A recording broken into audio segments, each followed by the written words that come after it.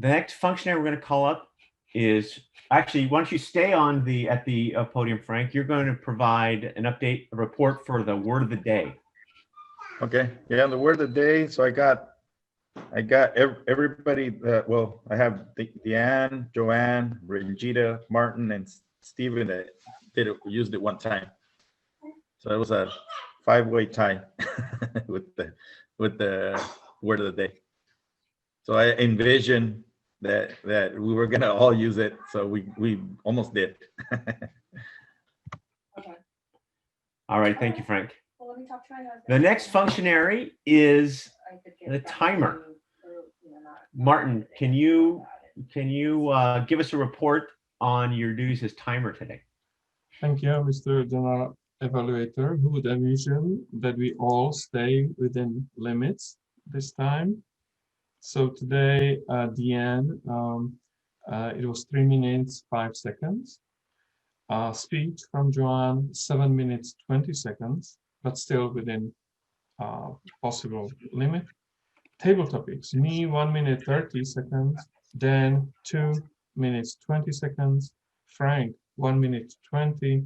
Stephen, 1 minute, 38. Deanne, 1:58. Ranjita, minute, 14. Chris, 2 minutes, 16. Joanne, minute, 27. And for the evaluation, Frank, 3 minutes, 5 seconds. Back to you, Mr. General Evaluator. Thank you, Martin. And on the agenda, we did have a Wizard of Oz. Deanne, was that an official role today? Did you? Okay, all right. I'd like to call Deanne, our Wizard of Oz, who's going to provide a report. Thank you, Mr. General Evaluator. And today I was listening carefully, although there were many points that I was just so engulfed in, what was being said that oh yeah, I have a job to do. I'm supposed to be really listening to the words and not just really just fall into it. Chris, when you first did your description of what you'll be doing as the General Evaluator, 0, and it was like just perfect and flawless and good pauses and everything. Ranjita, as the Toastmaster today, you spoke the most and I didn't catch any. You had many pauses and I was really, like I said, there's probably a few times that I wasn't quite on it, but I was really listening and nothing. Joanne, in your speech, I counted 4 so's. And actually, before the speeches even started, I did the tip/story and I started with the word so, which is like my big pet peeve. And I did, so I get one too. And let's see, we got, now we're going to go on to table topics. And Martin, I counted 2, and it was basically a repetition like and a. Stephen, 0, again, just flawlessly executed. And you have 10 seconds to think about it, but you thought it through and did it. Dan, I counted 1, again, a repetition of through, and then just one other filler word. But again, you were contemplating what you were going to say next, and you utilized the pause rather than filling in. And Frank, I also counted a few ums and ahs, but your pattern typically is about the repetition of the small words, like, I counted a couple of those, or a few of those, or you, a couple of those as well. And then Chris, when you did your table topics, there were 4 that I counted. And again, there's a couple repetitions of and or I, but these, even I counted them because technically that's the job of the ah counter, but really overall you were speaking so authentically, so it's not distracting. Whereas typically filler words are thought to be, what's distracting you or taking you away from. But when you're really speaking authentically, I don't feel that it is detracting from what you're saying. And then Jaime, I counted 4 during your, asking questions or summary, etc. Back to you, Mr. General Evaluator. Thank you, Deanne.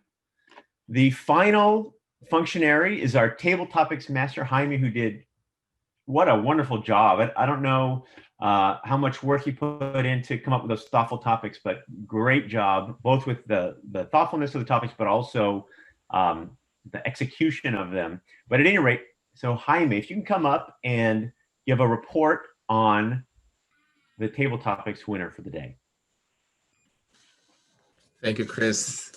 I like this kind of questions, or I can hear deeper about people and learn from them, right? If I could apply on my life as well.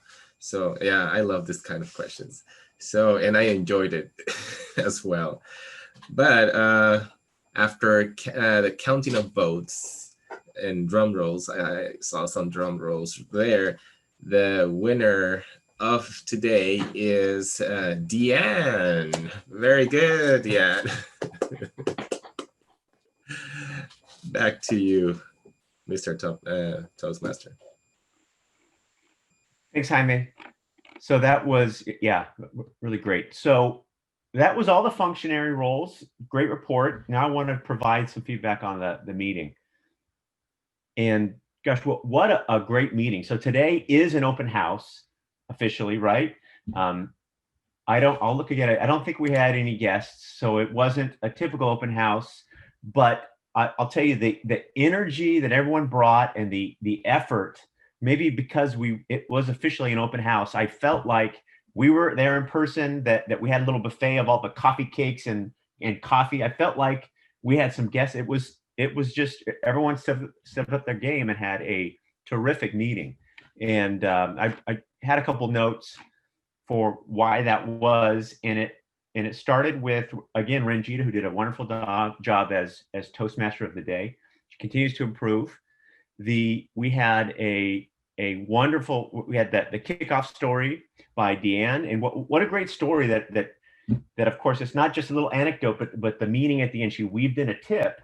And but what she really did by doing that was made a great story, because she provided an anecdote and then an overall meaning and sort of a permanent change to that experience. So great story by Deanne.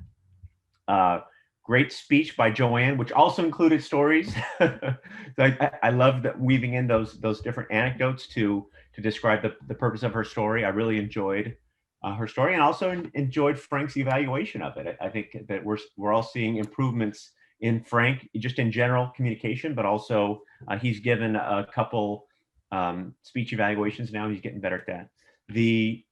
Oh, by the way, to go back, I had a note, Deanne's story, Dead Reckoning. That's a navigation term. It's also that'd be like a Clint Eastwood Western name, you know?